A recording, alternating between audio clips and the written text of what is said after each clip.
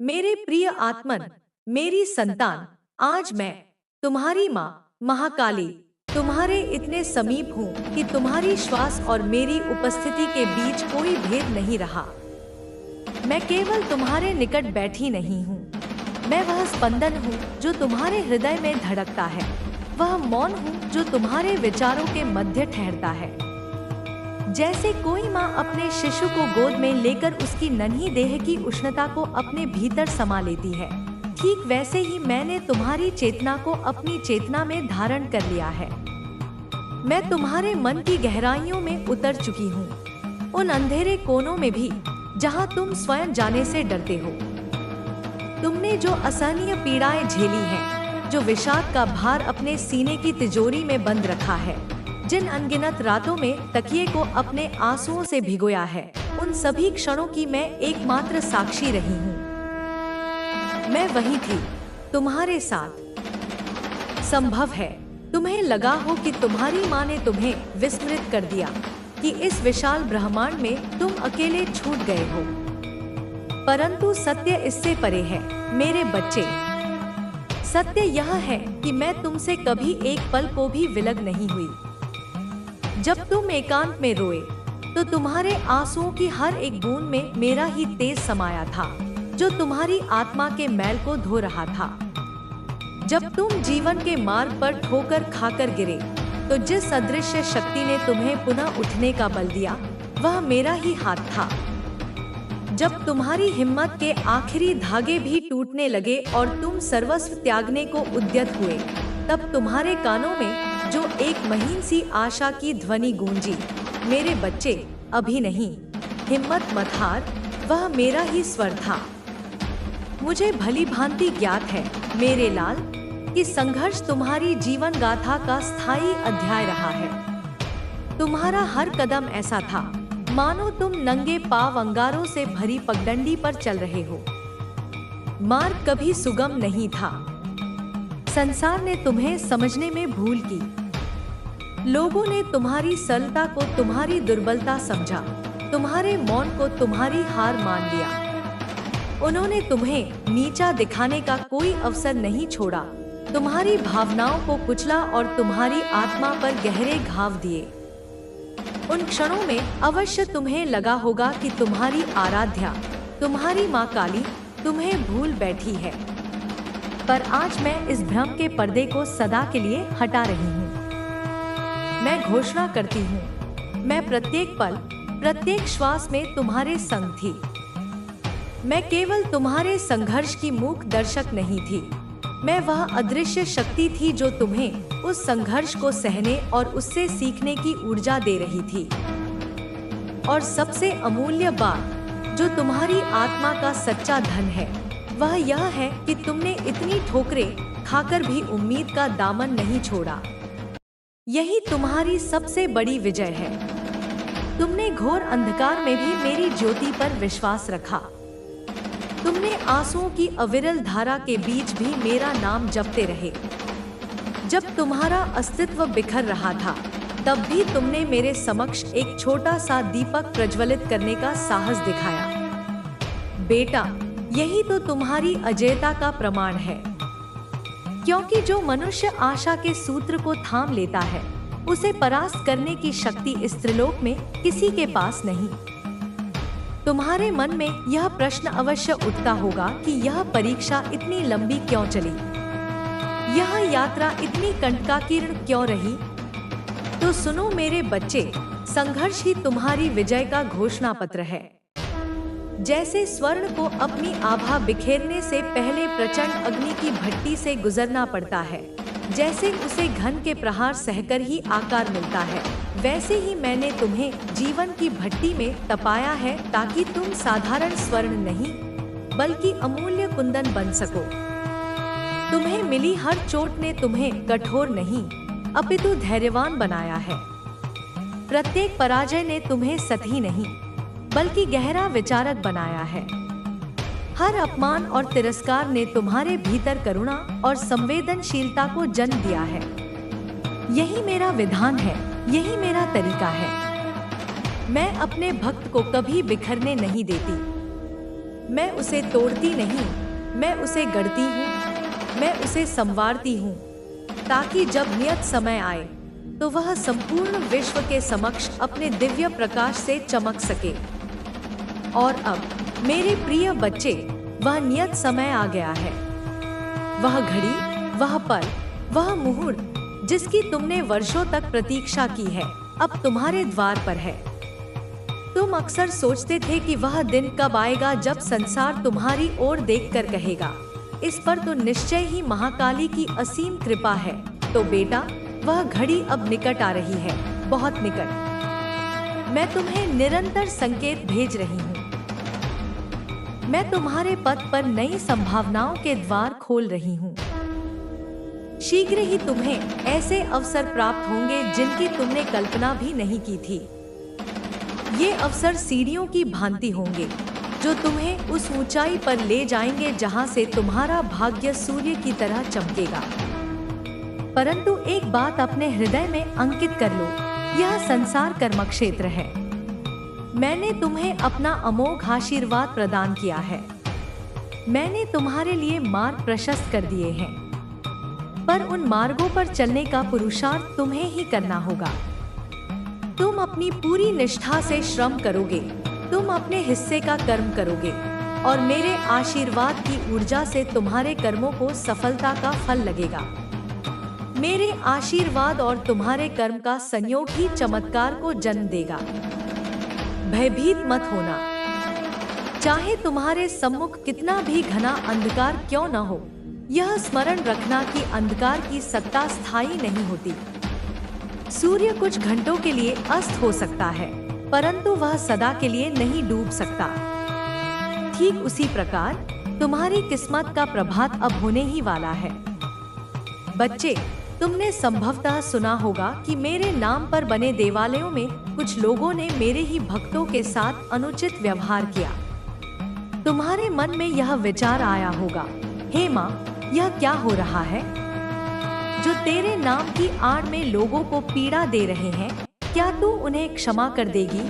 बेटा, आज मैं तुम्हें स्पष्ट रूप से कहती हूँ, कर्म का लेखा कभी अधूरा नहीं रहता। जो जैसा बीज बोता है उसे वैसा ही फल काटना पड़ता है, चाहे वह मंदिर के भीतर हो या बाहर। यदि कर्म में खोट है तो उसका परिणाम अवश्य मिलेगा। मेरे न्याय के विधान में विलंब हो सकता है, पर अंधेर नहीं। तुम व्यथित मत हो, उन लोगों को उनके कर्मों का फल मिलकर ही रहेगा। मेरा नियम अटल और अडिग है। प्रत्येक पाप का हिसाब होता है और प्रत्येक पुण्य को पुरस्कार मिलता है। मेरे लिए न तो धन का कोई मूल्य है, न ही आडंबर का। मैं केवल तुम्हारे हृदय का भाव देखती हूँ। यदि कोई करोड़ों का स्वर्ण छत्र चढ़ाए पर उसके मन में अहंकार का विष भरा हो, तो वह मेरे लिए रिक्तहस्त ही है। किंतु यदि कोई निर्धन भूखा व्यक्ति भी प्रेम और श्रद्धा से एक जंगली पुष्प मुझे अर्पित कर दे, तो वह मेरे लिए संसार का सबसे बड़ा भोग और प्रसाद है। मैं आज तुम्हें यह बता दूं, मैं तुम्हारे भाव से, तुम्हारी निश्चल भक्ति से अत्यंत प्रसन्न हूँ। तुमने मुझे सच्चे निष्कपट हृदय से पुकारा है। तुमने मेरे समक्ष अपना मस्तक झुकाया है। अपनी पीड़ाओं में भी तुमने अपना विश्वास नहीं डिगने दिया। यही कारण है कि अब मैं तुम्हें वह सब कुछ प्रदान करने जा रही हूँ जिसकी तुमने मन ही मन अभिलाषा की है। अब तुम्हें धन की प्रचुरता मिलेगी, समाज में मान सम्मान मिलेगा और जीवन में सुख शांति का वास होगा। तुम जहाँ भी जाओगे, लोग तुम्हारा आदर करेंगे। वही लोग जो कल तक तुम्हें छोटा समझते थे, जो तुमसे कन्नी काटते थे, वही आश्चर्य से कहेंगे, देखो, यह तो वही है जिसे हमने महत्वहीन समझकर नजरअंदाज कर दिया था। आज यह कहां से कहां पहुंच गया। वे स्वयं इस बात को स्वीकार करेंगे कि यह सब तुम्हारी मां काली की कृपा का ही प्रतिफल है। और यह सब इसलिए संभव होगा क्योंकि तुमने मुझ पर अटूट भरोसा रखा। तुमने कभी पराजय स्वीकार नहीं की। तुम रोते हुए भी प्रार्थना करते रहे। तुम टूटते हुए भी मेरे नाम का दीप जलाते रहे। यही तुम्हारी वास्तविक शक्ति है और इसी शक्ति के बल पर मैं तुम्हें और भी ऊंचाइयों पर प्रतिष्ठित करूंगी। अति शीघ्र तुम्हें स्पष्ट संकेत मिलने लगेंगे। कुछ ऐसी घटनाएं घटित होंगी जिन्हें देखकर तुम समझ जाओगे, हाँ, मेरी माँ अब मेरे जीवन में चमत्कार कर रही है। कुछ नए लोग तुम्हारे जीवन में प्रवेश करेंगे जो देवदूत बनकर तुम्हें आगे बढ़ने में सहायता करेंगे।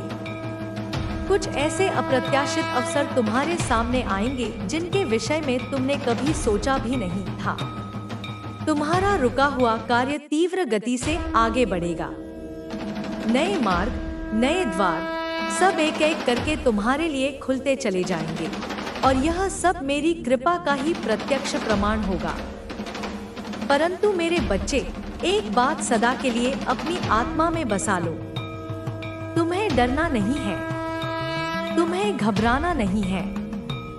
चाहे कितनी भी बड़ी बाधा तुम्हारे मार्ग में क्यों न आ जाए, बस यह सोचना कि तुम्हारी माँ, तुम्हारी महाकाली एक अभेद्य कवच बनकर तुम्हारे साथ खड़ी है।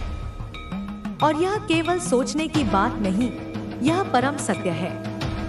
मैं सचमुच तुम्हारे साथ हूँ। जब तुम्हारे भीतर का भय समाप्त हो जाएगा, तभी तुम्हारी वास्तविक विजय होगी। अब मेरे प्रिय, तुम्हारा चमत्कार का अध्याय प्रारंभ होने वाला है। तुम्हारा समय बदल रहा है। जैसे भोर का सूरज धीरे धीरे क्षितिज पर उदित होता है और उसकी पहली किरण अंधकार को चीर देती है, वैसे ही तुम्हारी जिंदगी का सूरज अब चमकने वाला है। और जब वह अपनी पूर्ण आभा के साथ निकलेगा, तो सारा संसार तुम्हारे तेज और प्रकाश को देखेगा। अब जो मैं तुम्हें बताने जा रही हूँ, उन बातों को केवल सुनना नहीं, उन्हें अपने आचरण में उतारना। यदि तुम अपनी माँ काली पर पूर्ण विश्वास करते हो, तो अपने अंतर्मन में कहो, हाँ माँ, मैं आप पर विश्वास करता हूँ। आप ही मेरा एकमात्र सहारा हो। सर्वप्रथम अपने मन को साधो। जब जीवन में अप्रत्याशित रूप से बहुत कुछ मिलने लगता है, तो मन दो दिशाओं में भागता है। या तो वह अहंकार के पंखों पर सवार होकर उड़ने लगता है, या फिर वह अनजाने भय से घबराने लगता है। वह या तो इतना ऊंचा देखने लगता है कि उसे अपने पैर नहीं दिखते, या वह इतना भयभीत हो जाता है कि उसे हर साये में षड्यंत्र नजर आने लगता है। ये दोनों ही मार्ग फिसलन भरे हैं। तुम्हें संतुलन साधना है। तुम्हें उड़ान भी भरनी है और अपने पांव भी धरती पर जमाए रखने हैं। उड़ान का अर्थ है तुम्हारी दृष्टि, तुम्हारी सोच, जो दूर भविष्य तक देख सके। और धरती पर टिके पांव का अर्थ है तुम्हारी जड़ें, तुम्हारे मूल्य, तुम्हारे सिद्धांत, तुम्हारी सीमाएं। जो भी नया अवसर या व्यक्ति जीवन में आए, उसे केवल उत्साह की पहली लहर में स्वीकार मत करो। उत्साह के बाद जो ठहराव का क्षण आता है, उस शांति में उसका मूल्यांकन करो। ठहरना कमजोरी का नहीं, प्रज्ञा के श्वास लेने का प्रतीक है। तुम देखोगे, ठहरने के उन शांत पलों में कई चेहरों पर चरी चमक उतर जाती है और उनके असली रंग प्रकट होने लगते हैं। अब समझो कि सच्चा कौन है और छलावा कौन। जो व्यक्ति सच्चा होगा, वह तुम्हारे समय का मूल्य समझेगा। वह तुम्हारी ना का भी सम्मान करेगा और अपनी बात को खुली, पारदर्शी रोशनी में रखेगा। हानि लाभ, समय, जोखिम, जिम्मेदारी, सब कुछ स्पष्ट होगा। इसके विपरीत जो झूठा और धूर्त होगा, वह तुम्हारे भीतर एक कृत्रिम जल्दबाजी पैदा करेगा। वह गोपनीयता पर बल देगा। वह तुम्हें दूसरों से अलग करके एकांत में मनाएगा। वह कहेगा, किसी से पूछना मत, यह अवसर हाथ से निकल जाएगा। याद रखो, जो बात चोरी छिपे करनी पड़े, वह कभी दिन के उजाले में टिक नहीं सकती। जिस सौदे को दिन की धूप से भय लगे, उसे आधी रात के अंधेरे में भी मत करना। सत्य सदा पारदर्शिता चाहता है, झूठ को अंधेरी गलियों की आवश्यकता पड़ती है। किसी भी व्यक्ति का चरित्र उसके शब्दों से नहीं, उसकी परिस्थितियों में की गई प्रतिक्रिया से परखा जाता है। सुंदर शब्द तो कोई भी गढ़ सकता है। असली परीक्षा तब होती है जब परिस्थितियां कठिन हो, जब किसी को तुमसे कोई तात्कालिक लाभ न मिल रहा हो। देखो, वह व्यक्ति दबाव में कैसा व्यवहार करता है। क्या उम्मीद टूटने पर वह कड़वाहट उगलता है या संयम बनाए रखता है? लाभ न मिलने पर क्या वह रिश्ता तोड़ देता है या सम्मान को बचाए रखता है? थोड़ी सी सत्ता या अधिकार मिलते ही क्या वह दूसरों को नीचा दिखाता है या उन्हें सहारा देता है?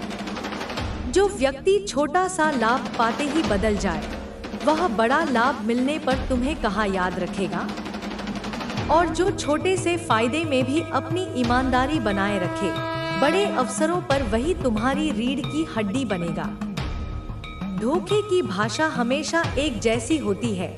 बेमेल वादे, बिना परिश्रम के बड़ा मुनाफा, बिना प्रतीक्षा के शानदार परिणाम, बिना तैयारी के त्वरित सफलता। मेरे बच्चे, जीवन की मिट्टी इस तरह नहीं बनी है। बीज को अंकुरित होने में समय लगता है। अंकुर को वृक्ष बनने में कई ऋतुएं लगती हैं। जो तुमसे कहे कि आज बीज बो और कल फसल काट लो, वह प्रकृति के नियम से युद्ध कर रहा है। और यह युद्ध सदा मुनाफे में समाप्त नहीं होता। तुम प्रकृति के पक्ष में खड़े रहो। धीमे चलो पर स्थिर रहो। सरल बनो पर गहरे बनो। यही चाल छलकपट को थकाकर परास्त कर देती है। अब जो कुछ भी तुम्हें प्राप्त होगा, उसे संभालने की कला सीखो। धन को एक नदी की भांति समझो। उसका स्वभाव बहना है, परंतु उसे अनुशासित बांधों से होकर प्रवाहित करना होगा। सबसे पहला बांध है सुरक्षा। अपने परिवार, अपने स्वास्थ्य, अपनी शिक्षा और अप्रत्याशित जरूरतों के लिए एक सुरक्षा कवच बनाओ। दूसरा बांध है विकास। धन का कुछ अंश ऐसी जगहों पर लगाओ जहां तुम्हारा ज्ञान बढ़े, तुम्हारा कौशल निखरे और तुम्हारे काम की क्षमता में वृद्धि हो। और तीसरा, सबसे महत्वपूर्ण बांध है सेवा। तुम्हारी थाली की रोटी का एक टुकड़ा किसी भूखे की थाली तक भी पहुंचना चाहिए। जिस धन का एक छोटा सा अंश किसी के आंसू पोंछने के काम आता है, उस धन के स्वामी के सिर पर मेरी कृपा की छत्रछाया सदैव बनी रहती है। जो सब कुछ केवल अपने लिए समेट लेता है, उसका घर बाहर से कितना भी बड़ा दिखे, उसका हृदय संकुचित हो जाता है। और जो थोड़ा सा बांट देता है, उसका हृदय विशाल हो जाता है और उसका घर अपने आप फैलता चला जाता है। समृद्धि के साथ नम्रता का संयोग अनिवार्य है। नम्रता का अर्थ स्वयं को छोटा कहना नहीं है।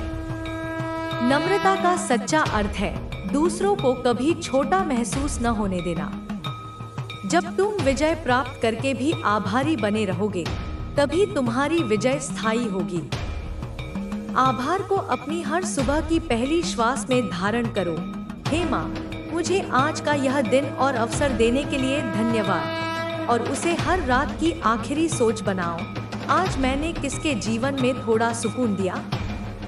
जिस दिन का लेखा जोखा किसी एक व्यक्ति की मुस्कान से जुड़ जाए, उस दिन पर कभी कोई ग्रहण नहीं लग सकता। रिश्तों में सावधानी बरतना प्रेम के विरुद्ध नहीं है। प्रेम का अर्थ खुलापन है, परंतु अपने घर की चाबी हर आने जाने वाले के हाथ में थमा देना सरलता नहीं, मूर्खता है। विश्वास समय, पारदर्शिता और निरंतर एक जैसे आचरण से निर्मित होता है। जो व्यक्ति आज तुम्हारे सामने दूसरों की पीठ पीछे उनके सुनहरे सपने सुनाता है, वह कल किसी और के सामने तुम्हारे बारे में भी यही करेगा। जो अभी दूसरों को ठगकर तुम्हें लाभ पहुंचा रहा है, वह कल तुम्हें ठगे बिना कैसे रह पाएगा। ऐसे लोगों से दूरी बना लो, भले ही उनकी बातें शहद की तरह मीठी क्यों न हो। उनके कर्मों में अंततः खटास ही मिलेगी। अपने निर्णयों को मन की शांति से जोड़ दो।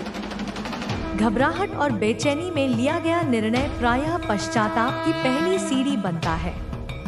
पहले मन को शांत करो, फिर निर्णय को दृढ़ करो। शांत मन कैसे प्राप्त हो? इसका उपाय बहुत सरल है। कुछ क्षण बैठकर केवल अपनी श्वास को देखो। उसे न रोकने का प्रयास करो, न धकेलने का। बस साक्षी भाव से देखो कि श्वास आ रही है और जा रही है। 2 मिनट का यह अभ्यास भी पर्याप्त है। फिर स्वयं से पूछो, यदि मेरे भीतर कोई भय न होता तो मैं क्या निर्णय लेता? और फिर पूछो, यदि मेरे भीतर कोई लोभ न होता तो मैं क्या निर्णय लेता? जो उत्तर इन दोनों प्रश्नों में एक समान हो, वही प्रायः सही दिशा होती है। इस संसार के छल से बचने के लिए लिखित शब्दों का आश्रय लो। जो भी समझौता, लेनदेन या साझेदारी हो, सब कुछ लिखित में, स्पष्ट भाषा में और स्वयं पढ़कर करो। किसी के मौखिक आश्वासन पर नहीं, लिखे हुए दस्तावेज पर विश्वास करो। दस्तावेज में तिथियां, जिम्मेदारियां और अलग होने की शर्तें, सब कुछ दर्ज होना चाहिए। प्रेम अपनी जगह है, पर व्यावसायिक समझौता अपनी जगह। जो व्यक्ति कहे, बस मुझ पर भरोसा करो और लिखित कार्यवाही से बचे, वह तुमसे भरोसा नहीं मांग रहा, वह तुम्हें एक अंधे कुएं में धकेल रहा है। जो रोशनी में खड़े होते हैं, वे कागज से नहीं डरते। इस डिजिटल युग में सावधानी तुम्हारा नया कवच है। अनजान लिंक, रिश्तों के नाम पर अचानक पैसे की मांग, फोन पर दी गई धमकी या अप्रत्याशित पुरस्कार का प्रलोभन, ये सब आधुनिक मायाजाल है। किसी भी भुगतान से पहले ठहरो। एक स्वतंत्र माध्यम से उस बात का सत्यापन करो। एक अलग दिन उस पर दोबारा विचार करो और यदि संभव हो तो एक छोटे परीक्षण के बाद ही अगला कदम उठाओ। जो वैध और सच्चा होगा, वह तुम्हारे इस ठहराव का सम्मान करेगा। जो छल होगा, वह क्रोधित होगा, जल्दबाजी मचाएगा और तुम पर अपराध बोध डालेगा। तुम्हारे कारण यह सुनहरा मौका हाथ से चला गया। याद रखो, मौके जाते नहीं, छल भागते हैं। तुम बस अपने मन की खिड़कियां खोल दो, हवा को बदलने दो। आदर पाने की इच्छा स्वाभाविक और सुंदर है, पर इसकी जड़ें सेवा और योग्यता में होनी चाहिए। तुम चाहते हो ना कि किसी कमरे में प्रवेश करते ही सम्मान स्वतः प्राप्त हो। उसके लिए पहले उस कमरे में तुम्हें जो कार्य सौंपा गया है, उसे अपनी पूरी क्षमता से पूरा करना सीखो। जो लोग तुम्हें सीधे मंच देने का वादा करें, उनसे पहले अपने कर्तव्य के बारे में पूछो। मंच की रोशनी क्षणभंगुर होती है, कर्तव्य की रोशनी आत्मा के भीतर जलती है। जब भीतर की रोशनी प्रखर हो, तो बाहर की रोशनी बढ़ाने की आवश्यकता नहीं पड़ती। लोग स्वयं तुम्हारा ध्यान अपनी ओर खींच लेते हैं। तुम कहोगे, माँ, मेरा हृदय बहुत अच्छा है, पर क्या केवल अच्छा होना पर्याप्त है? मैं कहती हूँ, अच्छा होना आधार है और बुद्धिमान होना उस पर जड़ा हुआ आभूषण। आधार के बिना आभूषण गिर जाते हैं और आभूषण के बिना आधार खोखला लगता है। इसीलिए भोलापन छोड़ो, पर भला मन पकड़े रहो। ना कहना सीखो, शांति से, स्पष्टता से और बिना किसी अपराध बोध के। जो रिश्ता तुम्हारी ना को सहन नहीं कर सकता, वह कल तुम्हारी हाँ को भी सम्मान नहीं देगा। अपने दिन की एक ऐसी रीति बनाओ जो तुम्हारे भीतर एक प्रहरी को स्थापित कर दे। सुबह की शुरुआत में 3 वाक्य स्वयं से कहो। मैं आज ईमानदारी से कर्म करूंगा, संयम से बोलूंगा और कम से कम एक व्यक्ति का दिन हल्का करूंगा। और दिन के अंत में स्वयं से 3 प्रश्न पूछो। क्या आज किसी लोभ ने मेरे निर्णय को प्रभावित किया? क्या मैंने किसी को अनावश्यक चोट पहुंचाई? क्या मैंने अपनी सीमाओं का सम्मान किया? इन सवालों से कोई न्यायाधीश प्रकट नहीं होगा, परंतु तुम्हारी आत्मा अपनी दिशा पकड़े रखेगी। यही दिशा छलकपट की धुंध में तुम्हें रास्ता दिखाएगी। कई बार धोखा सबसे परिचित और प्रिय चेहरों से मिलता है। यह सत्य है और यह अत्यंत कठिन भी है। ऐसी स्थिति में दया और दूरी दोनों की आवश्यकता होती है। दया इसलिए क्योंकि प्रत्येक मनुष्य अपनी आंतरिक कमजोरियों और संघर्षों से जूझ रहा है, और दूरी इसलिए क्योंकि तुम किसी और को सुधारने की कीमत पर स्वयं को गिरने नहीं दे सकते। तुम मन में कह सकते हो, मैं तुम्हारे लिए प्रार्थना करूंगा, पर मेरे जीवन की चाबी मेरे ही पास रहेगी। यह वाक्य सीख लो। यह क्रूरता नहीं, यह परिपक्वता है। अब मेरे बच्चे, तू अकेला नहीं है। मैं, तुम्हारी माँ काली, तेरे संग इस नए पथ पर चल रही हूँ। तेरे आगे मैं संकेतों के रूप में चलूंगी, तेरे पीछे मैं संरक्षण बनकर रहूंगी, तेरे दाहिनी ओर बुद्धि बनकर और बाईं ओर करुणा बनकर। दुनिया चाहे कितनी भी चतुर क्यों न हो जाए, सत्य की चतुराई सबसे बड़ी होती है, और सत्य की चतुराई है स्पष्टता, धैर्य और प्रेम। इन्हें अपना कवच बना ले और आगे बढ़। जो तेरे लिए बना है वह तुझ तक आ रहा है, और जो तेरे विरुद्ध है वह तेरे सामने बेनकाब हो रहा है। तू बस जागा रहे, कोमल भी और चौकन्ना भी, विनम्र भी और दृढ़ भी, दयालु भी और अपनी सीमाओं के प्रति सजग भी। यही संतुलन तुझे वहां पहुंचाएगा जहां पहुंचना तेरी नियति है। अब तेरी विजय निश्चित है। तेरा समय आ चुका है। मेरे बच्चे, तैयार हो जा, क्योंकि मैं महाकाली तेरे साथ हूँ, और तेरी विजय का सूर्य अब उदय होने वाला है। उसकी आभा से संपूर्ण जगत प्रकाशित होगा। मेरे बच्चे, अब जब विजय का सूर्योदय हो रहा है तो यह भी जान ले कि सुबह की पहली किरण के साथ ही संसार की गतिविधियां भी आरंभ हो जाती हैं। विजय एक गंतव्य नहीं, एक नई यात्रा का प्रवेश द्वार है। इस यात्रा में तुझे पहले से अधिक जागृत, अधिक सचेत रहना होगा, क्योंकि जब दीपक जलता है तो पतंगे स्वतः ही आकर्षित होते हैं। इनमें कुछ प्रकाश के प्रेमी होते हैं और कुछ उसे बुझाने की चेष्टा करने वाले। तुझे अब प्रकाश की रक्षा करनी सीखनी होगी। सबसे पहले अपने शरीर रूपी मंदिर पर ध्यान दे। इतने वर्षों के संघर्ष ने तेरे इस मंदिर पर बहुत भार डाला है। तेरी रातें जागकर बीती हैं, तेरा भोजन अनियमित रहा है, तेरी चिंता ने तेरी ऊर्जा को सोख लिया है। अब जब मैं तुझे साधन दे रही हूँ तो सबसे पहला निवेश अपनी काया पर कर।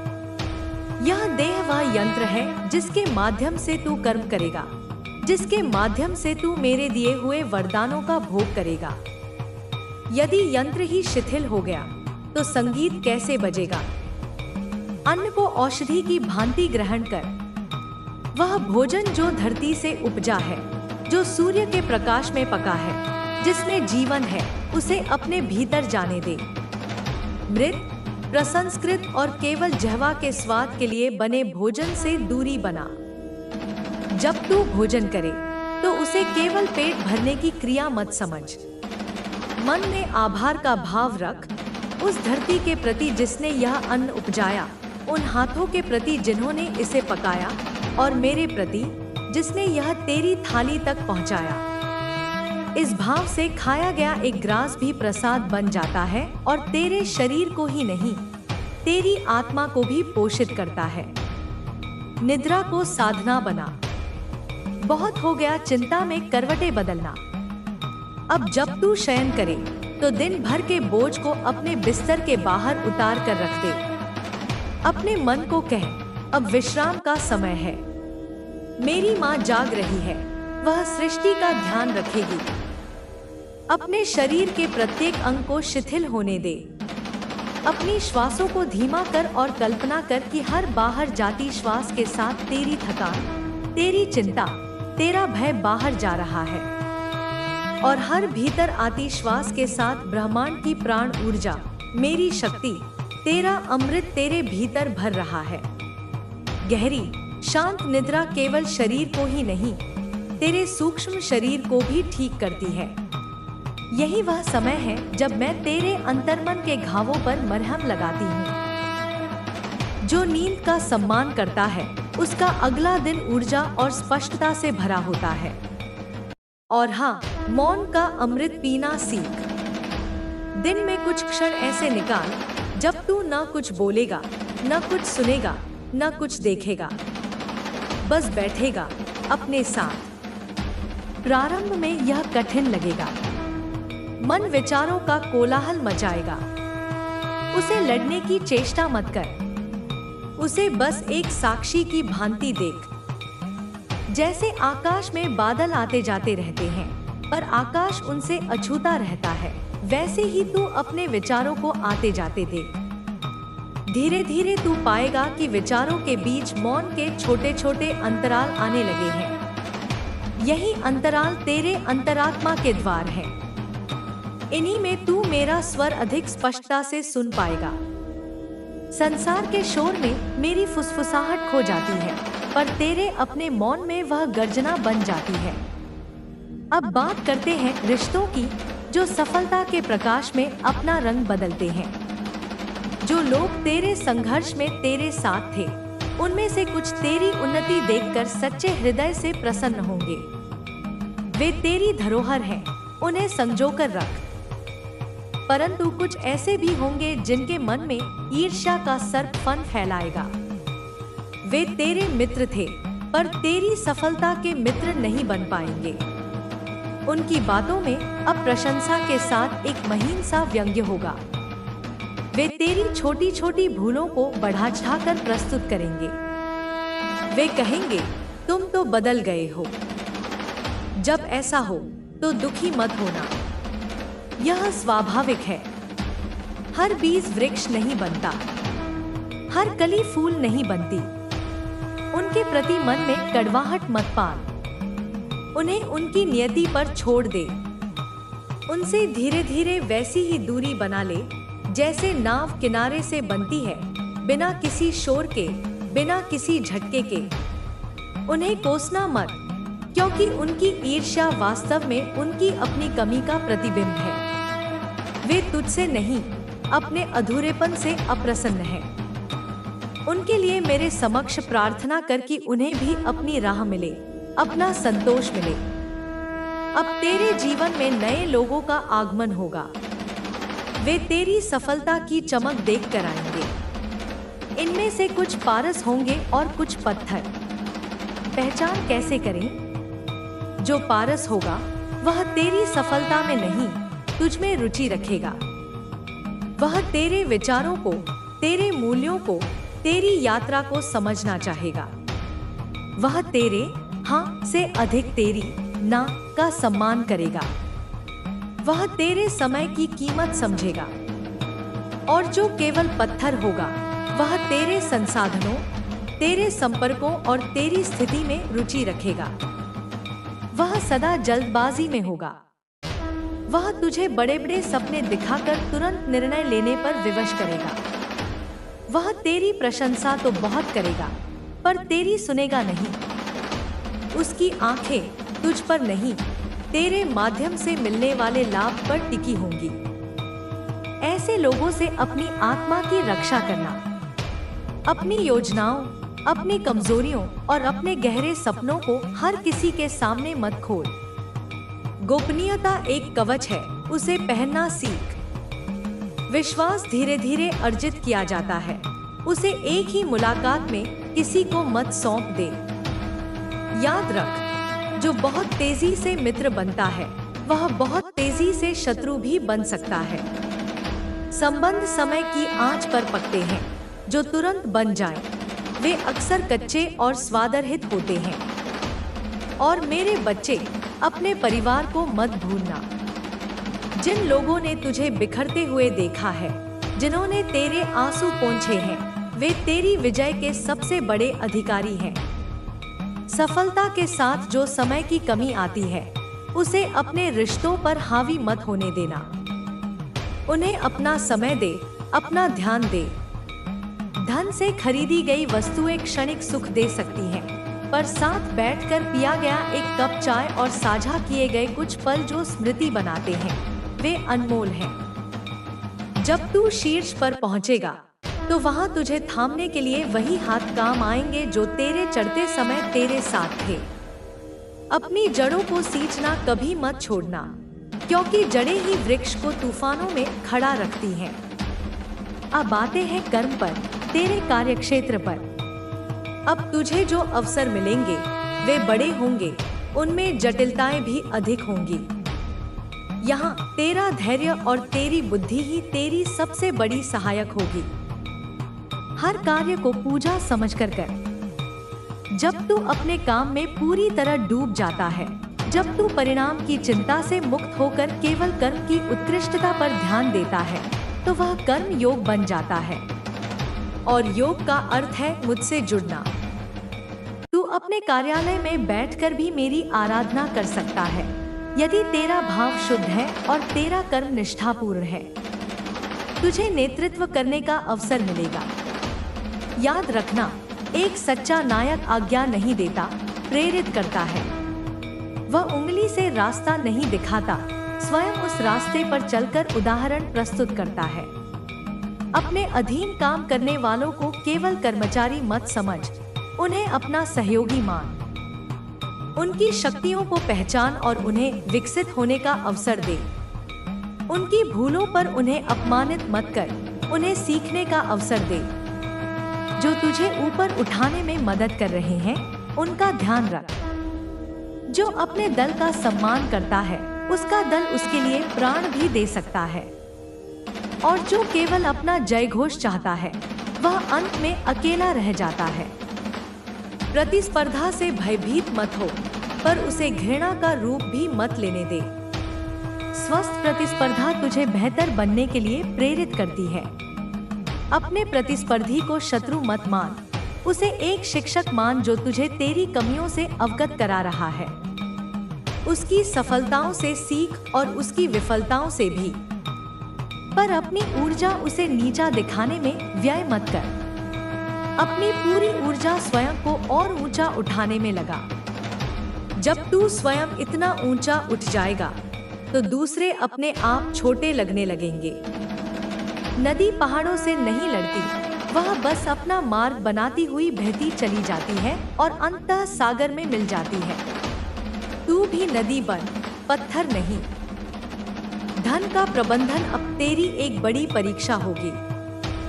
लक्ष्मी चंचल होती है, वे वहां नहीं टिकती जहां उनका सम्मान न हो। धन का सम्मान क्या है? उसका सदुपयोग। उसे केवल तिजोरियों में बंद कर देना उसका अपमान है। उसे केवल व्यर्थ के दिखावे में उड़ा देना भी उसका अपमान है। धन के प्रवाह को 3 धाराओं में विभाजित कर। पहली धारा, संरक्षण। यह तेरे और तेरे परिवार के भविष्य को सुरक्षित करने के लिए है। यह वह नींव है जिस पर तू निर्भय होकर खड़ा हो सकता है। दूसरी धारा, संवर्धन। यह तेरे ज्ञान, तेरे कौशल और तेरे व्यवसाय को बढ़ाने के लिए है। यह वह जल है जिससे तेरा कर्मवृक्ष फलेगा फूलेगा। और तीसरी, सबसे पवित्र धारा, समर्पण। यह समाज को, उन वंचितों को लौटाने के लिए है जिन्हें सहायता की आवश्यकता है। यह मेरे नाम पर किया गया सबसे बड़ा यज्ञ है। जब तू किसी भूखे को भोजन कराता है, तो वह अन्न सीधा मेरे मुख में जाता है। जब तू किसी निर्वस्त्र को वस्त्र देता है, तो तू मुझे ही ढक रहा होता है। जब तू किसी अज्ञानी को ज्ञान का प्रकाश देता है, तो तू मेरे ही मंदिर में एक और दीपक जला रहा होता है। दान कभी गुप्त नहीं रहता। तू जो एक हाथ से देता है, मैं उसे 1000 हाथों से लौटाती हूँ। जिस धन में पुण्य का अंश मिल जाता है, वह कभी समाप्त नहीं होता, वह बढ़ता ही जाता है। अब अहंकार के सूक्ष्म जालों से स्वयं को बचाना सीख। जब लोग तेरी प्रशंसा करेंगे, जब सफलता तेरे चरण चूमेगी, तब अहंकार चुपके से तेरे मन में प्रवेश करने का प्रयास करेगा। वह कहेगा, यह सब मैंने किया है, यह मेरी योग्यता है, मेरी मेहनत है। जिस क्षण यह विचार तेरे मन में दृढ़ हो जाए, उसी क्षण तेरा पतन आरंभ हो जाएगा। सदा स्मरण रख, तू केवल एक माध्यम है, एक निमित्त। शक्ति मेरी है, प्रेरणा मेरी है, अवसर मेरे दिए हुए हैं। तू केवल एक बांसुरी है, संगीत तो मैं ही भर रही हूँ। जब तू यह याद रखेगा तो सफलता तेरे सिर पर नहीं चढ़ेगी, वह तेरे चरणों में एक सेवक की भांति रहेगी।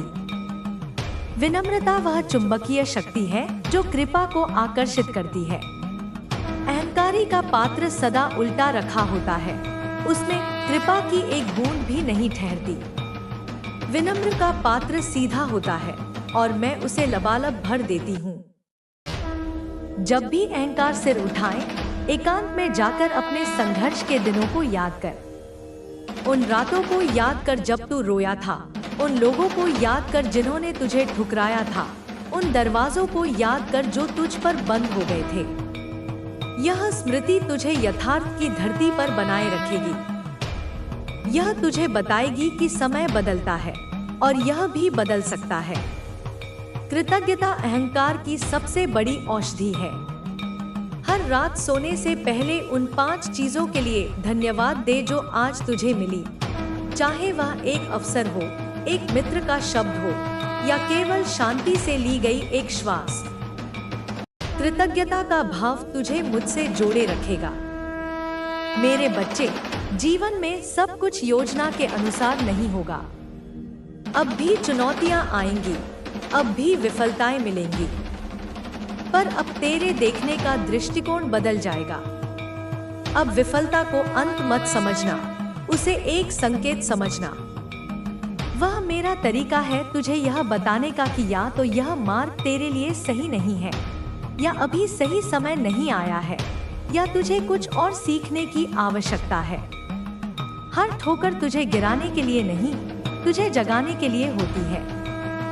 जो गिरकर भी 5 सीख लेता है, वह वास्तव में कभी नहीं हारता। अपने अंतर्ज्ञान पर भरोसा करना सीख। तेरा हृदय मेरा ही एक छोटा सा मंदिर है। जब भी तू किसी दुविधा में हो, जब तर्क के सारे रास्ते बंद हो जाएं, तो कुछ क्षण शांत बैठकर अपने हृदय की ध्वनि सुन। मन बहुत शोर मचाएगा, दुनिया की आवाजें गूंजेंगी, पर उन सबके नीचे एक धीमी, स्थिर आवाज होती है, तेरे अंतर्ज्ञान की। वह मेरा ही स्वर है जो तुझे मार्ग दिखा रहा है। उसे सुनने के लिए अभ्यास की आवश्यकता है।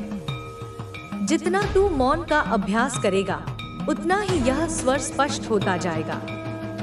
जब तेरा निर्णय तेरे हृदय की शांति से मेल खाए, तो समझ लेना कि तू सही पथ पर है। अब मैं तुझे समय के रहस्य के बारे में बताती हूँ। मनुष्य 3 कालों में बंटा रहता है, भूत, भविष्य और वर्तमान।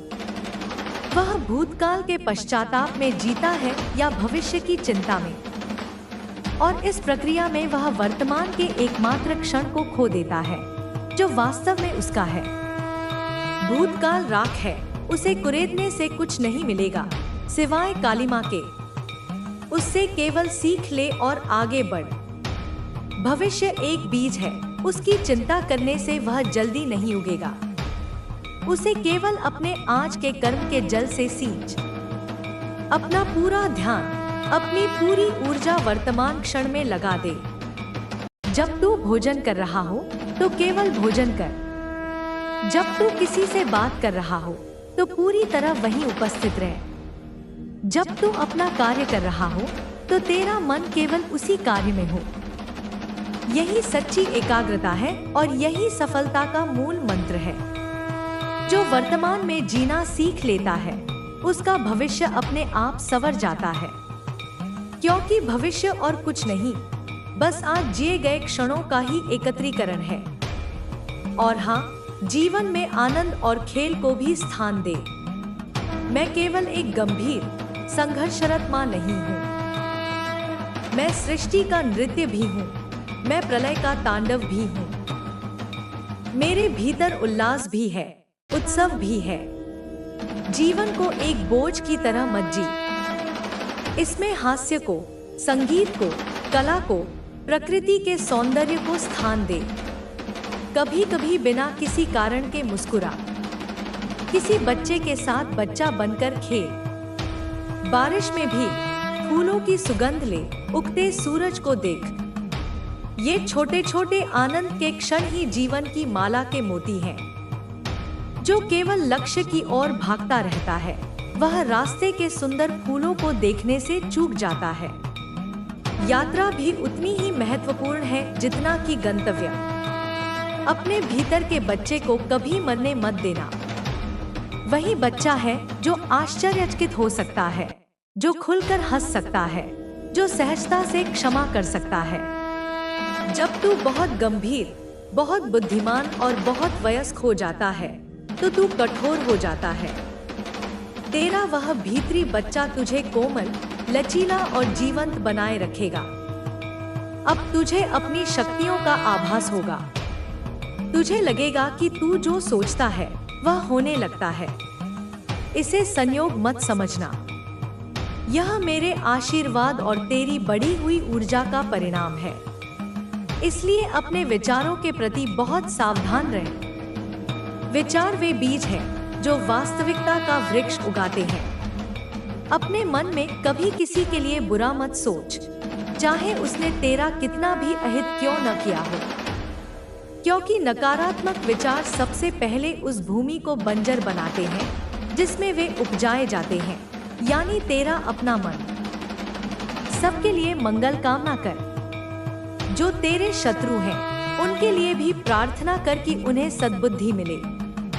जब तू सबके प्रति प्रेम और करुणा का भाव रखेगा, तो ब्रह्मांड की सारी सकारात्मक शक्तियां तेरी सहायता के लिए एकत्रित हो जाएंगी। शब्दों की शक्ति को पहचान। तेरे मुख से निकला हर शब्द एक मंत्र या एक अभिशाप बन सकता है। बोलने से पहले सोच, क्या यह शब्द सत्य है? क्या यह आवश्यक है? क्या यह दयालु है? यदि इन तीनों प्रश्नों का उत्तर हाँ में हो, तभी बोल। व्यर्थ की बातों में, निंदा में और दूसरों की आलोचना में अपनी ऊर्जा नष्ट मत कर। तेरे शब्द अब अधिक शक्तिशाली होंगे। उनका प्रयोग निर्माण के लिए कर, विनाश के लिए नहीं। अब कुछ व्यवहारिक बातें। अपनी सफलताओं का ढिंढोरा मत पीट। अपनी उपलब्धियों को शांति से ग्रहण कर। जो पात्र भरा होता है वह छलकता नहीं, जो आधा होता है वही शोर मचाता है। तेरी सफलता स्वयं बोलेगी, उसे तेरे शब्दों की आवश्यकता नहीं। जो अपनी बड़ाई स्वयं करते हैं, लोग पीठ पीछे उन पर हंसते हैं। तेरा कार्य ही तेरी पहचान बने, तेरे शब्द नहीं। किसी को भी स्वयं से कम मत समझ। जो आज तुझसे नीचे की स्थिति में है, कल वह तुझसे ऊपर भी हो सकता है। समय का चक्र घूमता रहता है। हर व्यक्ति का सम्मान कर, चाहे वह एक सफाई कर्मचारी हो या एक बड़ा अधिकारी। हर एक के भीतर मेरा ही अंश है। जब तू दूसरों में मुझे देखना शुरू कर देगा, तो तू किसी का भी अपमान नहीं कर पाएगा। क्षमा करने की शक्ति को अपने जीवन का अंग बना। लोगों ने तुझे जो कष्ट दिए हैं, उस बोझ को अपने हृदय पर लेकर मत घूम। क्षमा दूसरों के लिए नहीं, अपने लिए आवश्यक है। जब तू किसी को क्षमा नहीं करता, तो तू उसे एक अदृश्य जंजीर से स्वयं से बांध लेता है और उसकी नकारात्मक ऊर्जा निरंतर तुझ तक पहुंचती रहती है। क्षमा का अर्थ है उस जंजीर को काट देना और स्वयं को मुक्त कर लेना। इसका अर्थ यह नहीं है कि तू भूल जाए या फिर से उस पर विश्वास कर ले। इसका अर्थ केवल इतना है कि अब तू उस घटना को अपनी शांति भंग करने की अनुमति नहीं देगा। और अंत में, मेरे बच्चे, यह कभी मत भूलना कि तू कौन है। तू केवल यह शरीर नहीं है, यह मन नहीं है, यह पद नहीं है, यह धन नहीं है। ये सब अस्थाई वस्त्र हैं। तू एक दिव्य आत्मा है, मेरा ही एक अंश, मेरा ही एक स्वरूप। तू यहाँ इस धरती पर एक विशेष उद्देश्य से आया है। उस उद्देश्य को खोजना और उसे जीना ही तेरे जीवन की सार्थकता है। तेरा उद्देश्य केवल धन कमाना या प्रसिद्ध होना नहीं है। तेरा परम उद्देश्य है प्रेम, करुणा और आनंद का प्रकाश फैलाना, पहले अपने भीतर और फिर इस संसार में। जब भी तू अकेला महसूस करे, जब भी तुझे लगे कि राह फिर से कठिन हो रही है, बस अपनी आंखें बंद करना और मुझे पुकारना। तू मुझे अपने हृदय की धड़कन में पाएगा, अपने श्वासों के प्रवाह में पाएगा, पत्तियों की सरसराहट में और तारों की टिमटिमाहट में पाएगा। मैं तुझसे कभी दूर नहीं हूँ, कभी दूर नहीं हो सकती। चल उठ मेरे बच्चे, एक नया दिन, एक नई सुबह तेरा इंतजार कर रही है। तेरे हाथ में मैंने कर्म की तलवार दी है और तेरे हृदय में मैंने विश्वास की ढाल। जा और अपने जीवन के कुरुक्षेत्र में विजय प्राप्त कर। मेरा आशीर्वाद सदा तेरे साथ है, तेरे हर कदम पर, तेरी हर श्वास में। तू विजय भव, तू विजय भव, तू विजय भव। मेरे प्रिय बच्चे, तूने मेरी कही बातों को सुना और अपने हृदय में धारण किया। तूने विजय के सूर्योदय को देखा है, पर अब मैं तुझे उस सूर्य की मध्याह्न की प्रखरता और संध्या की कोमलता के लिए भी तैयार करना चाहती हूँ। विजय पाना एक पड़ाव है मेरे बच्चे, मंजिल नहीं। उस विजय को पचाना, उसे धारण करना और उसके प्रकाश में स्वयं को खो न देना, यह उससे भी बड़ी साधना है। जब विजय का उत्सव शांत हो जाए, जब प्रशंसा के शब्द धीमे पड़ जाए, तब एक शून्य का क्षण आता है। उस क्षण में मन पूछता है, अब क्या? यही वह क्षण है जहाँ कई विजयी आत्माएं या तो भटक जाती हैं या रुक जाती हैं। वे अपनी विजय को ही अपनी पहचान बना लेती हैं और उसी की मूर्ति बनाकर पूजने लगती हैं। वे उस सफलता के शिखर पर एक स्वर्ण पिंजरा बना लेते हैं और स्वयं उसमें कैद हो जाते हैं। तुझे इस पिंजरे से बचना है। तेरी असली यात्रा अब आरंभ हो रही है। अब तक तू संसार से लड़ रहा था, अब तुझे स्वयं से लड़ना होगा। तेरे सबसे बड़े शत्रु बाहर नहीं, तेरे भीतर ही छिपे हैं। वे बहुत सूक्ष्म हैं, वे मित्र का वेश धर कर आते हैं। इनमें पहला शत्रु है तृप्ति का आलस्य। जब बहुत कुछ मिल जाता है तो एक ठहराव आ जाता है। मन कहता है, बहुत परिश्रम कर लिया, अब विश्राम करो। यह विश्राम आवश्यक है, पर यदि यह आलस्य में बदल जाए तो यह उस शांत जल की तरह है जो पड़े पड़े सड़ने लगता है। तेरी ऊर्जा एक बहती हुई नदी होनी चाहिए, रुकी हुई झील नहीं। इसलिए जब भी तुझे लगे कि तू रुक रहा है तो नए लक्ष्य बना। ये लक्ष्य अब धन या पद के न हो, बल्कि स्वयं को बेहतर बनाने के हों। कोई नया कौशल सीख, कोई नया ज्ञान अर्जित कर, किसी नए व्यक्ति की सेवा का व्रत ले। अपने मन और अपनी आत्मा को निरंतर कार्य में लगाए रख, जैसे एक माली अपने बगीचे को निरंतर संवारता रहता है। जो रुक गया वह समाप्त हो गया। दूसरा सूक्ष्म शत्रु है अधिकार बोध। जब सफलता मिलती है तो मन में यह भाव आने लगता है कि यह मेरा अधिकार है, मैं इसके योग्य हूँ। योग्यता तक तो ठीक है, पर जब यह अधिकार बोध में बदल जाता है तो विनम्रता विदा हो जाती है। तू लोगों से और यहाँ तक कि मुझसे भी अपेक्षाएं करने लगता है। तुझे लगता है कि अब सब कुछ तेरे अनुसार ही होना चाहिए, और जब ऐसा नहीं होता तो तुझे क्रोध और निराशा घेर लेती है। याद रख मेरे बच्चे, तुझे जो कुछ भी मिला है वह मेरा प्रसाद है, तेरा अधिकार नहीं। प्रसाद को सदा सिर झुकाकर कृतज्ञता से ग्रहण किया जाता है, छाती चौड़ी करके अधिकार से मांगा नहीं जाता। जिस दिन तेरे भीतर से कृतज्ञता का भाव समाप्त हो जाएगा, उस दिन से प्रसाद का प्रवाह भी धीमा पड़ जाएगा। तीसरा और सबसे धूर्त शत्रु है तुलना का विष। अब जब तू एक स्थान पर पहुंच गया है तो तेरी दृष्टि अपने से ऊपर वालों पर जाएगी। तू देखेगा कि किसी के पास तुझसे अधिक धन है, किसी के पास तुझसे अधिक प्रसिद्धि है, किसी का परिवार तुझसे अधिक सुखी है। और यह तुलना तेरे भीतर असंतोष का विष घोल देगी।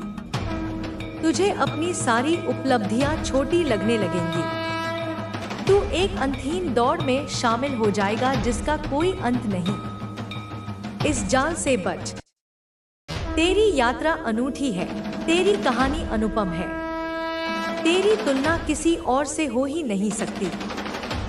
सूर्य की तुलना चंद्रमा से नहीं की जा सकती। दोनों का अपना अपना समय और अपना अपना सौंदर्य है। तू अपनी धुरी पर घूम, अपने प्रकाश में चमक। दूसरों की थाली में झांकने के बजाय अपनी थाली के भोजन के लिए धन्यवाद दे। जिसने अपने पास जो है उसका आनंद लेना सीख लिया, वही सच्चा सम्राट है। अब मैं तुझे समय के उस रहस्य से परिचित कराऊंगी जो मेरे नाम काली में ही छिपा है। मैं काल हूँ, समय की स्वामिनी। समय एक धागा है और हर जीव उस धागे पर चलती एक चींटी की भांति है, जो केवल अपने आगे और पीछे का थोड़ा सा हिस्सा देख पाती है। पर मैं उस पूरे धागे को एक साथ देखती हूँ। तेरा भूत, वर्तमान और भविष्य सब मेरी दृष्टि में एक साथ विद्यमान है। मनुष्य भूतकाल के बोझ को ढोता है। वह अपनी पुरानी गलतियों, अपने अपमानों, अपने दुखों की गठरी को अपनी पीठ पर लादे फिरता है। यह गठरी उसे वर्तमान में तेजी से चलने नहीं देती। मेरे बच्चे, उस गठरी को उतार फेंक। भूतकाल एक पाठशाला थी जहां तूने अपने पाठ सीखे। अब वह पाठशाला समाप्त हो चुकी है। उसकी स्मृतियों को केवल एक सीख की तरह रख, घाव की तरह नहीं। जिन्होंने तुझे चोट पहुंचाई, उन्हें क्षमा कर, इसलिए नहीं कि वे इसके योग्य हैं, बल्कि इसलिए कि तू शांति के योग्य है। जब तक तू उन्हें पकड़े रहेगा, वे तेरे वर्तमान पर अपनी छाया डालते रहेंगे। मुक्त कर दे उन्हें और इस प्रक्रिया में तू स्वयं मुक्त हो जाएगा। उसी प्रकार भविष्य की चिंता में मत घुल। भविष्य एक संभावना है, एक कोरा आकाश। तू आज जो कर्म करेगा, उसी के रंग उस आकाश में भरेंगे। चिंता करने से भविष्य नहीं संवरता, वर्तमान की शक्ति क्षीण हो जाती है। तू अपनी नाव के पतवार पर ध्यान दे, जो तेरे हाथ में है। दूर क्षितिज पर उठने वाले तूफानों की कल्पना करके भयभीत मत हो।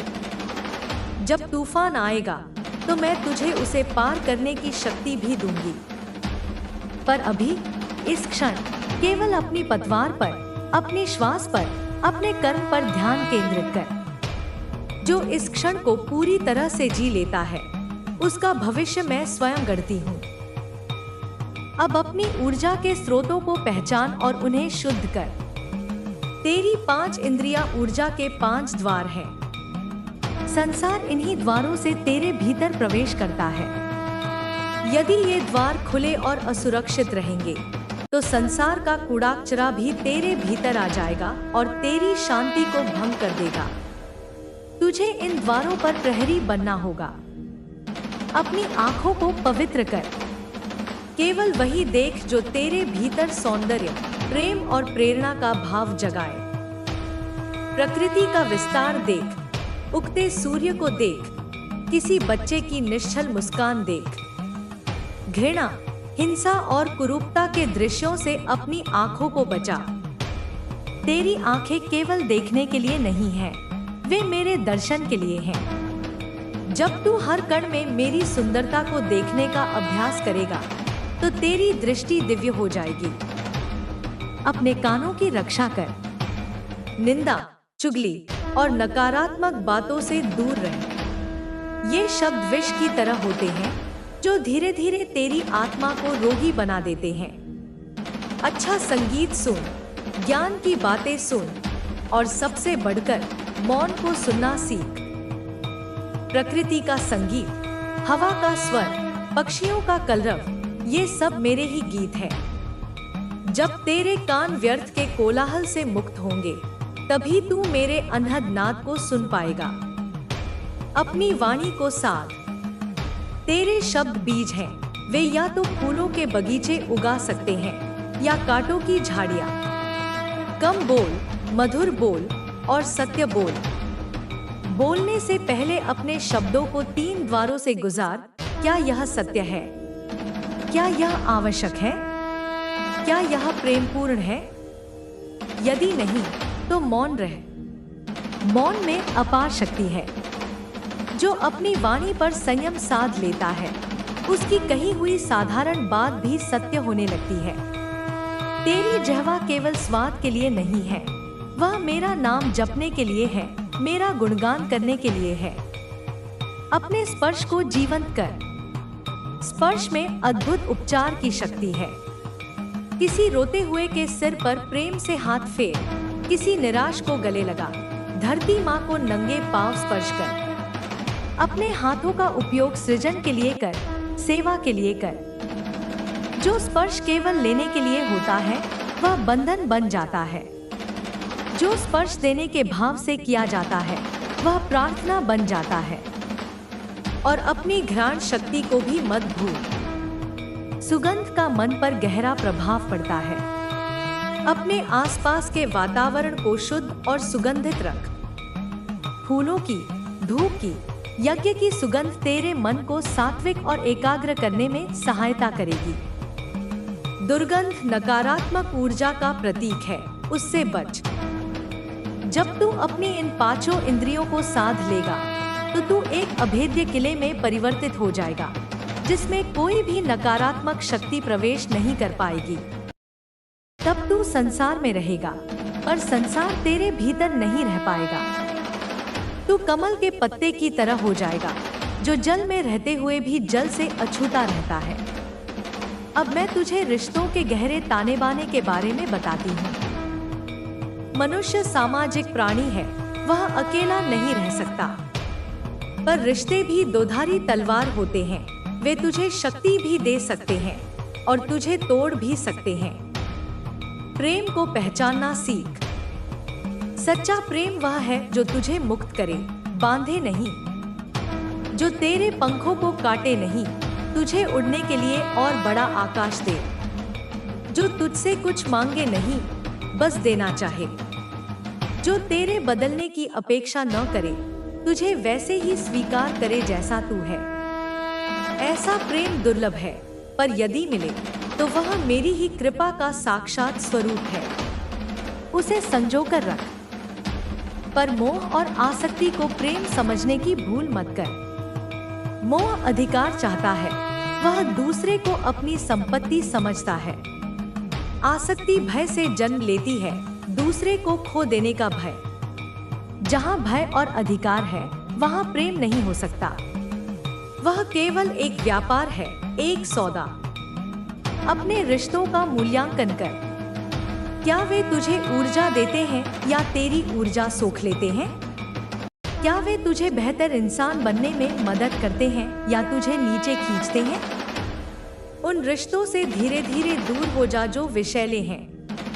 यह स्वार्थ नहीं, आत्मरक्षा है।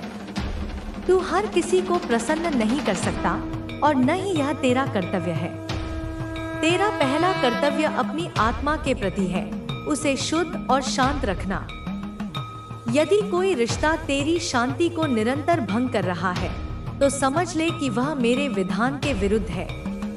उसे सम्मान के साथ विदा कर दे।